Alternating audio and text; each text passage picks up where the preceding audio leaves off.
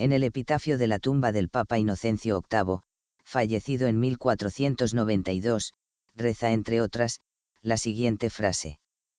suya es la Iglesia del descubrimiento del Nuevo Mundo. Y bien parece que las cosas del ego también afectan incluso a los papas, arrogándose ser el Papa del descubrimiento del Nuevo Mundo, pero hay un detalle que no cuadra, que es el de las fechas. La llegada de Colón a América se produjo, como todos sabemos, el 12 de octubre de aquel año, partiendo anteriormente desde el puerto de Palos en España el 3 de agosto, pero presentándosenos finalmente el pequeño problema, de que el bueno de Inocencio VIII falleció el 25 de julio, antes por tanto de iniciarse el viaje. Así que nos quedan dos opciones: o el Papa Inocencio estaba muy seguro de sus hasta ahora desconocidas capacidades proféticas, o es que el Vaticano ya sabía con toda seguridad, que Colón y España iban a anexionarse nuevos territorios al otro lado del Atlántico. Y el sentido común nos dicta entonces, que como muchas otras veces ha ocurrido, a la humanidad se le ocultó la verdad también en este capítulo trascendental de su historia. Acaba aquí por tanto la historia oficial del descubrimiento de América, para pasar abiertamente a hablar de la conspiración oculta detrás de los viajes de Colón. Este detalle del epitafio del Papa, ciertamente escandaloso, no es el único que chirría a los investigadores para llegar a la conclusión de que Colón iba allí no a descubrir nada, sino a colonizar nuevos territorios, de los que debía manejar ya buena información y quizás incluso conocer y haberlos pisado con anterioridad. Para añadir más leña al fuego, en las famosas capitulaciones de Santa Fe, tratado previo al viaje firmado entre los Reyes Católicos y Colón, sospechosamente ya se habla en pasado en relación al descubrimiento, como si Colón ya hubiese descubierto aquellas tierras, con antelación a la primera expedición oficial. Textualmente se dice lo siguiente: las cosas suplicadas y que vuestras altezas dan y otorgan a don Cristóbal Colón, en satisfacción de lo que se ha descubierto en las mares océanas. Si seguimos tirando del hilo, podemos concatenar esta historia con la del famoso OPART del mapa de Piri Reis. Como seguramente ya sabréis, este mapa del navegante turco fechado en 1513, presenta con gran exactitud la costa atlántica americana, así como se remonta a buena parte del territorio continental, como por ejemplo las cuencas del Amazonas y del Orinoco perfectamente representadas, o incluso el continente antártico sin su actual capa de hielo, con igual perfección. Este mapa imposible pero que está ahí, siempre se ha dicho que es un mapa de mapas, donde los más antiguos provendrían del propio Alejandro Magno e incluso anteriores. Pero hay una fuente más de ese mapa, que conecta con el propio Cristóbal Colón. Se dice cómo pocos años después del 1500, sería apresado por la flota turca un mercante español en las costas de Valencia, y uno de sus marineros llevado preso a Turquía. Se le habría incautado documentación variada, y entre ella un mapa. En este mapa, vendría representado buena parte del continente americano. El gran navegante turco Piri Reis se interesó por el caso, interrogando durante muchos días al infortunado marinero español. Este le informaría que ese mapa donde se representaba al continente americano, provendría del navegante Cristóbal Colón, a resultados de un viaje que hizo a aquellas tierras en el año 890 de la égida, según consta en la documentación anexa al mapa de Piri Reis. Esta fecha traducida al calendario cristiano viene a ser el año de 1485, esto es, 7 años antes de la fecha oficial del descubrimiento de América. Así que según se desprende de todo esto, Colón no solo no descubrió nada, sino que sabía muy bien a dónde iba. Se deduce por tanto que Colón poseía información privilegiada, solo disponible en círculos extremadamente restringidos. Algunos especulan como uno de los llamados secretos templarios, los mejores navegantes de la Edad Media, sería propiamente el del conocimiento, contacto, e incluso la extracción de metales preciosos de tierras americanas, que serían con los que se habrían sufragado la vasta red de iglesias y catedrales templarias por toda Europa. Estos contactos en siglos anteriores, explicarían cómo posteriormente en los tiempos de la colonización americana, los relatos de cómo los misioneros se encontraban entre los indígenas, a gente de raza blanca perfectamente homologable con cualquier europeo, viviendo como un autóctono más. Tenemos por ejemplo el petroglifo templario de Massachusetts, que representaría a la expedición del sobrino del príncipe escocés Henry de Sinclair, llevada a cabo en el 1398, con el apoyo de navegantes venecianos poseedores de cartas náuticas muy preciadas, los hermanos Zeno. Esta información circularía solo entre algunos pocos expertos náuticos, escuelas cartográficas y navegantes.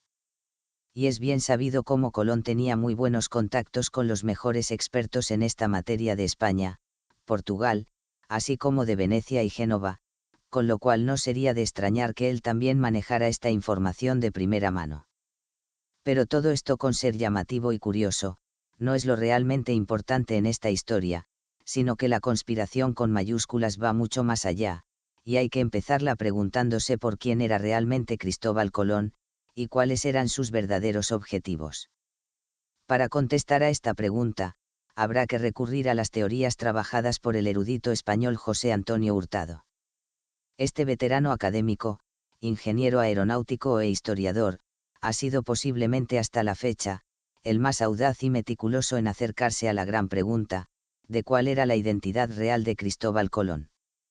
Él sostiene, apoyándose en documentación histórica, que este solo sería un seudónimo, y que analizando su enigmática firma, señala que en ella codificada, se halla tanto su nombre real, como la ruta en numeración griega, que marcaría la travesía correcta para llegar a América.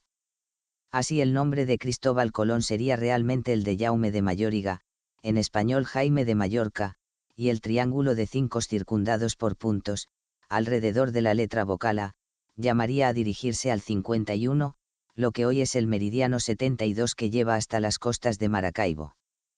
Colón, que es sabido que era judío converso, fue discípulo del gran cartógrafo medieval judío Yehuda Cresques, cartógrafo de cabecera de la realeza de la Corona de Aragón, así como de las órdenes que sucedieron a los templarios. En su atlas confeccionado por orden de la Corona, este cartógrafo recogió en él todo el saber del que era conocedor, señalando cómo una expedición templaria mallorquina llegó al 51, esto es a Maracaibo, en el año del 1342. Señala el erudito cómo este gran cartógrafo Yehuda Cresques, en Portugal le dieron el nombre de Jaime de Mallorca, lo que coincide con las iniciales de la firma de Colón, deduciendo que o bien Colón era hijo de Yehuda Cresques, o era discípulo suyo y adoptó el nombre de Jaume de Mayóriga, en honor a su mentor y a la escuela cartográfica que dirigía. Así que Colón era sabedor gracias a su maestro, además de otras fuentes que iría recopilando, de uno de los grandes secretos templarios, la existencia no de las Indias, sino de todo un continente por explorar al otro lado del Atlántico. No en vano llevaron los barcos en sus velas las cruces de los Caballeros de Cristo, sucesores de los templarios, y que en lo personal pienso que no las portaban por su gran devoción al Cristo, pues era judeo converso, esto es, seguramente profesaba el judaísmo a escondidas como muchos en aquellas épocas, sino que las lucirían en sus velas pues seguramente ya serían bien conocidas, por más de algún pueblo de la costa americana donde se aprovisionarían de víveres. Así finalmente se señala como probable, por tanto, que los portugueses supieran medianamente de la ruta, por los trabajos allí realizados durante años por Yehuda Cresques y Colón, y hubieran intentado sin éxito arribar a América desde Portugal.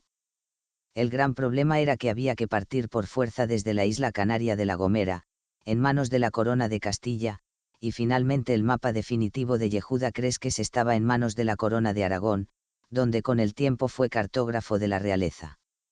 De modo que la teoría apuntada, bien plausible después de todo lo expuesto, es que el viaje oficial que daría a conocer al viejo mundo las tierras americanas, sería el resultado de una entente oculta entre la Corona de Castilla, que pondría la isla de La Gomera como punto de partida para aprovechar correctamente los vientos, la Corona de Aragón, que pondría el mapa de Cresques, y Portugal que pondría al navegante, Cristóbal Colón. De todo ello estaría al tanto como no también el Vaticano, como evidencia la lápida del Papa Inocencio VIII a la que nos referíamos al principio. Como vemos, hubo poderes que durante un tiempo manejaron este conocimiento, y que lo mantuvieron en secreto, hasta que ataron y organizaron el viaje definitivo, para dar a conocer públicamente un continente desconocido para el viejo mundo, esgrimiendo la excusa de que iban buscando una nueva ruta para las Indias, cuando lo que a sabiendas hacían era asentar y asegurar la mejor ruta hacia el continente americano. Hasta aquí la historia real y palpable del mal llamado descubrimiento de América, pero si esto, como veis, constituyó una auténtica conspiración en sí misma de saberes ocultos por parte de las élites medievales, ahora vamos a retorcer todo más si cabe, a un punto bien difícil de imaginar. No podía faltar en el último capítulo de esta saga la versión canalizada, los testimonios de hipnosis clínicas, así como breves comentarios ofrecidos por miembros de algunas logias, al respecto del descubrimiento de América. Algunos de vosotros me habéis preguntado, de si es cierto el rumor que os contaban vuestros abuelos en América, de que una parte destacada de las primeras expediciones españolas a América, estaban dirigidas en el fondo por criptojudíos, esto es, judíos conversos pero que como muchos, seguían profesando secretamente la religión judaica. Y efectivamente algunos os habéis adelantado a este capítulo, pues como veis hay indicios de que fue así. Antes dijimos cómo el gran cartógrafo Yehuda Cresques, maestro o incluso padre de Colón era judío, y el propio Colón era judío converso. Si a esto le unimos algunas pinceladas dejadas por masones en entrevistas y conferencias, haciendo referencia a una especie de infiltración ultrasecreta de élites judías tanto en la corte española, como en los propios viajes al nuevo continente, comenzamos a hilar una trama todavía mucho más profunda, alrededor de este crucial evento histórico. Dicen estas fuentes masónicas, masones y judíos ya sabemos que siempre han mantenido estrechos lazos, que estos criptojudíos formarían parte de una altísima y ultrasecreta misión, para buscar en esas nuevas tierras americanas a las famosas tribus perdidas de Israel, pues se pensaban que pudieran haber acabado en su día por el continente americano. Buscarían de nuevo así reunir a todas las tribus de Israel, y cumplir con las antiguas profecías hebreas, de que cuando sean reunidas otra vez las tribus del pueblo elegido, se construiría entonces el tercer templo, para finalmente descender la gloria de Yahvé de nuevo sobre su pueblo con renovado esplendor, siendo el pueblo judío cabeza de todas las naciones de la tierra, gobernando el mundo desde la Nueva Jerusalén. Esta sería la finalidad mesiánica detrás de toda esta componenda, utilizando a Portugal y sobre todo España como herramienta para conseguirlo. Pero la gran pregunta que nos podemos hacer en estos momentos, es la de por qué utilizar secretamente a España buscando dominar el Nuevo Mundo, y no Francia o Inglaterra. Y como opinión personal reflexionando sobre el tema, llego a intuir varias razones de peso por las que se optaría por España. Una bien poderosa era simplemente la geoestratégica, pues las Islas Canarias eran el trampolín perfecto para llegar hasta las Américas, aprovechando las corrientes y los vientos a favor, como se hizo posteriormente durante tantos siglos. Pero otra no menos importante, fue la militar e imperial. Ellos eran plenamente conscientes de que estaban haciendo un imperio, que venía con una inercia imparable, volviendo de nuevo siglos después y con renovado esplendor Hispania, la antigua gran provincia occidental del Imperio Romano, reunificación lograda con la consecución de la Reconquista después de la invasión árabe, así como con la fusión de las coronas de Castilla y Aragón. Reconocían algunas crónicas europeas medievales, como los reinos hispánicos durante siglos, plantaron una durísima y heroica resistencia frente a las invasiones árabes, salvando al resto de Europa de no sufrirlas en sus propios territorios. Todavía hoy no se es consciente mínimamente de la bravura heroica de los pueblos del norte español, que libraron por siglos una lucha muchas veces desigual, contra un colosal enemigo. Esta lucha brutal por la supervivencia, forjó a la que sería sin duda alguna la mejor infantería hasta el siglo XIX. Como dijera un general inglés en el siglo XVIII, a los españoles quiero verles por mar, pues si nos los encontramos por tierra, que San Jorge nos proteja. Durante aquellos siglos, recluidos en las agrestes montañas de la cordillera Cantábrica y Pirenaica, se aprendieron nuevas técnicas de combate aprovechando a favor los terrenos montañosos, se fabricaron y mejoraron continuamente las armas, con pueblos así acostumbrados a la lucha continua por generaciones y generaciones. Esto forjó un cuerpo militar de una potencia demoledora para la época, del que eran plenamente conscientes estas élites criptojudías, una España que tenía todas las trazas para convertirse en un nuevo imperio al estilo de Roma, o incluso mayor como cuando bajo el reinado de Felipe II, se decía que en su imperio no se ponía el sol, al poseer vastos territorios y plazas en varios continentes. Y como estáis viendo, poco a poco nos estamos introduciendo en la que podríamos llamar como la conspiración moderna. El movimiento romántico del siglo XIX, forjó el falso mito de la Al-Ándalus antes, y de la España reconquistada después, donde judíos, moros y cristianos vivían en paz y concordia, un mito bohemio que roza lo infantil, muy abrazado todavía hoy por ciertos sectores de la izquierda ideológica. La realidad, como siempre, es y fue menos bucólica y bastante más dura, reinando la tensión siempre entre las tres comunidades. Pero esta no solo era la norma a pie de calle, sino también en los ambientes palaciegos. Hay que reconocerle a las comunidades judías como a lo largo de la historia, se han destacado muchas veces sobre todas las demás, por su elevado grado de preparación. Acostumbrados siempre a vivir bajo el mando de uno u otro imperio, la comunidad judía allí donde estuvo, siempre se instruyó en los saberes punteros, matemáticas, ingeniería, medicina o los idiomas, para de esta manera ser imprescindibles en las cortes de los monarcas de turno, para cohabitar e infiltrarse en el poder. De esta manera, una vez conseguido cierto estatus, pondrían en marcha de manera discreta su propia agenda. Hay investigadores que ya han apuntado al hecho, que la expulsión de las comunidades judías y moras durante el reinado de los reyes católicos, no fue solo derivado por los prejuicios religiosos, o de las tensiones diarias entre ellas, sino también por el creciente recelo entre parte de la corte española, de la cada vez mayor influencia de los judíos conversos en los ambientes de palacio, temiendo una infiltración que obedeciera a intereses ajenos a la corona. Y efectivamente, como dije antes, fuentes masónicas hablan como parte importante de la tripulación de las tres carabelas eran criptojudíos, que se valieron de la corona española persiguiendo un fin mesiánico para su pueblo, encontrar a las tribus perdidas, la restauración del templo así como la de la Gran Jerusalén, y la venida del reino definitivo de Israel, a mayor gloria de Yahvé. Aquí las fuentes canalizadas y de hipnosis clínicas nos dan dos interpretaciones. Una, la más amable, es que Colón fue una reencarnación del maestro Saint-Germain, que quería recuperar el verdadero espíritu originario del pueblo judío, el de ser un pueblo de maestros de la orden Melquisedec, al servicio del despertar de la humanidad. La segunda es bastante menos simpática, y es algo que ya he oído en algunas sesiones de hipnosis clínicas.